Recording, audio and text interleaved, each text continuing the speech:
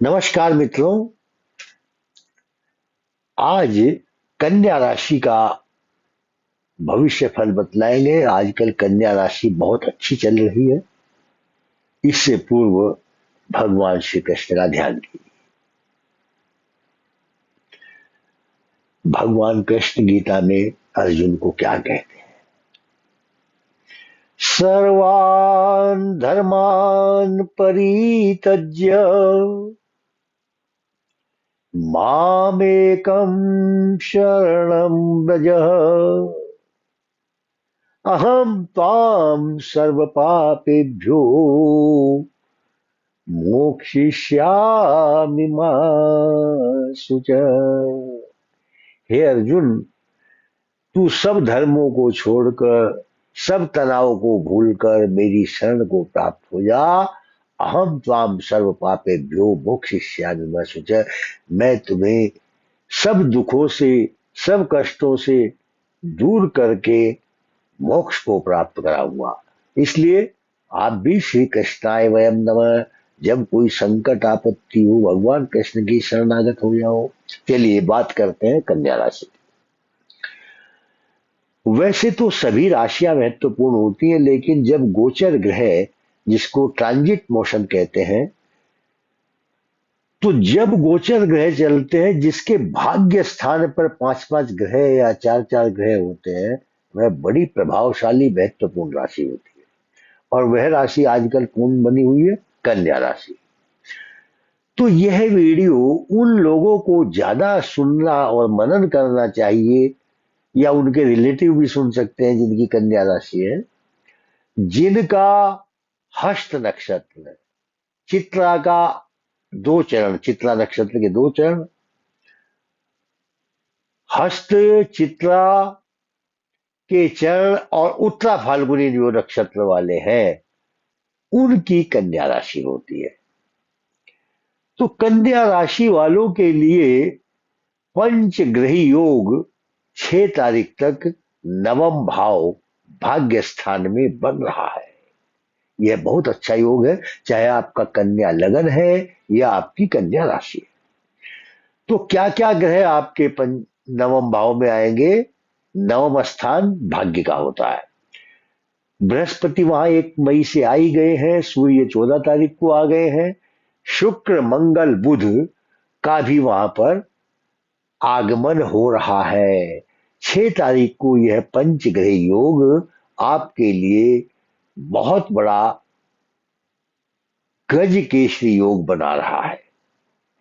तो जो कन्या राशि के अधिकारी हैं, उनके प्रमोशन होंगे, उनको उच्चाधिकार प्राप्त होगा, आपके भाई बहनों का सुख आपको प्राप्त होगा, आपकी धर्म कर्म में रुचि बढ़ेगी, भाग्य वृद्धि होगी, निरोगताम शत्रु जयम से सौख्यम गुरु दशा वांछित मातनोति। पिछले कुछ समय से जो आप मनोरथ लिए हुए घूम रहे थे कि मकान बनाएंगे, गाड़ी खरीदेंगे, बच्चों के विवाह करेंगे, वह सब शुभ संकल्प नवम स्थान में गुरु आने से पूर्ण होंगे।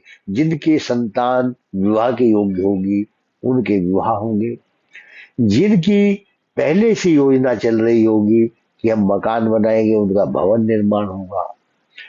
और जिनको कहीं रुका हुआ धन मिलने की अब तक प्रतीक्षा चल रही थी, या आपका वाद विवाद मुकदमा चल रहा था, उसमें विजय प्राप्त होगी। आप जो लोग कल तक आपके रिलेटिव आपसे सीधे मुंह बात नहीं करते थे, या आपके मित्र आपसे मुख मोड़ लेते थे, अब उनके अपने आप टेलीफोन आपको मोबाइल नंबर से फोन आने शुरू हो जाएंगे, क्योंकि शुभ ग्रह आ रहा है।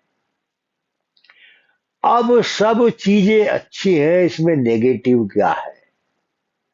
भगवान जिन्हें खुशियां देते हैं, उन्हें गम भी मिलते हैं, और जहां शहनाई बजती है, वहां मातम भी होते हैं।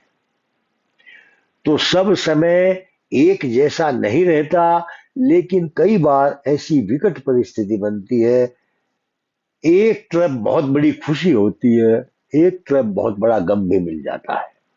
हमने बहुत लोगों के यहाँ पिछले अनुभव में देखा है किसी के यहाँ शुभ कार्य हो रहा है, विवाह शादी हो रहे हैं, किसी को दुर्घटना हो जाती है बारात में, या कन्या पक्ष वालों के यहाँ बारात आ रही है, उसमें कोई दुर्घटना हो जाए, एक्सीडेंट हो जाए, किसी की डेथ हो जाए, कुछ भी इस प्रकार की घटनाएं हो जाती है।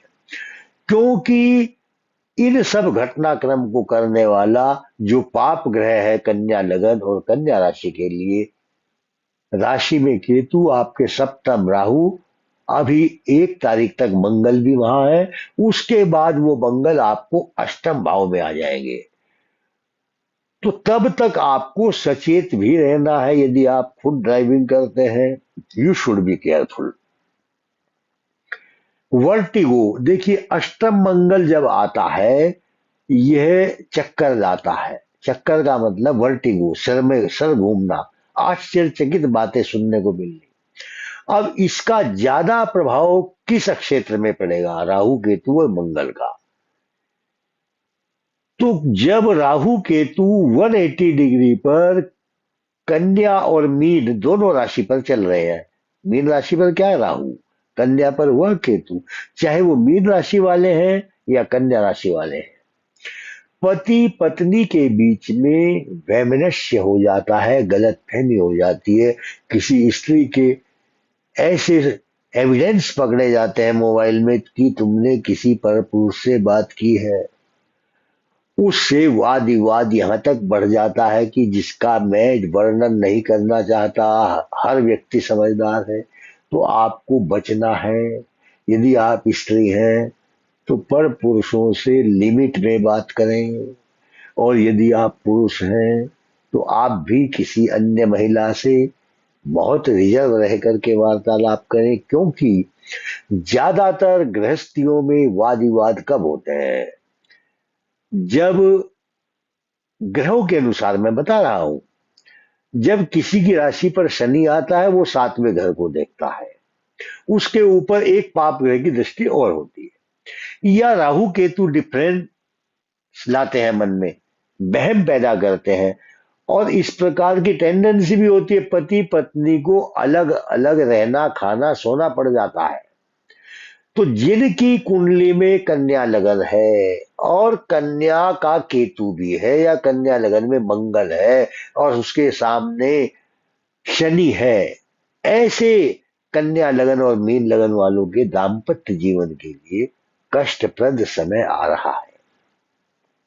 और यदि आप मीन राशि के हैं, अपोजिट राशि आपकी मीन है, तो आपकी पत्नी का कोई ना कोई, या पति का कोई ना कोई छोटा मोटा ऑपरेशन होगा।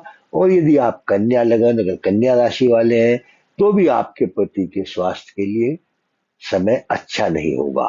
और यदि आप पुरुष हैं तो आपकी पत्नी के स्वास्थ्य के लिए ये 2 महीने अच्छे व्यतीत होने वाले नहीं है। आप रास्ते में चलते हुए भी दुर्घटना से बचें। रास्ते में जितने भी हिंसक काटने वाले जीव जंतु मिलते हैं, पशु पक्षी मिलते हैं, आजकल हम देख रहे हैं कहीं कहीं सड़क दुर्घटना में गाय बैल आवारा पशु घूमने वाले मिल जाते हैं, कुत्ते काट लेते हैं, बंदर हानि पहुंचाते हैं। तो केतु और राहु और मंगल का इस प्रकार का घटनाक्रम होता है, उसमें मानव जाति तो कष्ट देती है, पशु पक्षी भी कष्ट दे जाते हैं। तो आपको इसका उपाय के लिए क्या करना है? आपके घर में खुशियां ही आए, कष्ट ना आए। यदि आप विवाहित हैं, शादीशुदा है, और आप पुरुष हैं, तो आप अपनी पत्नी के लिए दुर्गा सप्तशती का पाठ करें, कवच का पाठ करें। और यदि आप स्त्री हैं, आप अपने पति की दीर्घायु के लिए मां भगवती से प्रार्थना करें।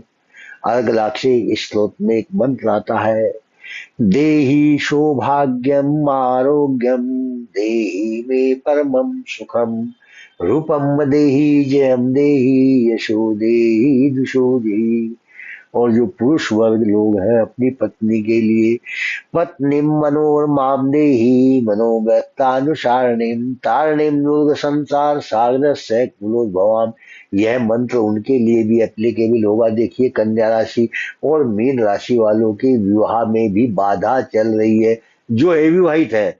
भले ही आपका नवम स्थान पर गुरु सूर्य आदि आ गए हैं, लेकिन मैरिज लाइफ को बनने में अभी भी बाधा उत्पन्न हो रही है।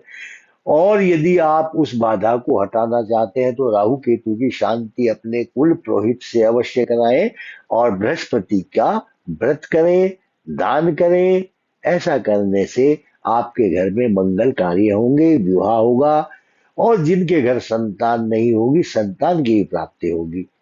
इस वीडियो में इतना ही, और मित्रों आपसे आग्रह करता हूं, इस वीडियो को यदि आपको अच्छा लगा हो अधिक से अधिक लोगों को शेयर करें, लाइक करें, सब्सक्राइब करें। धन्यवाद।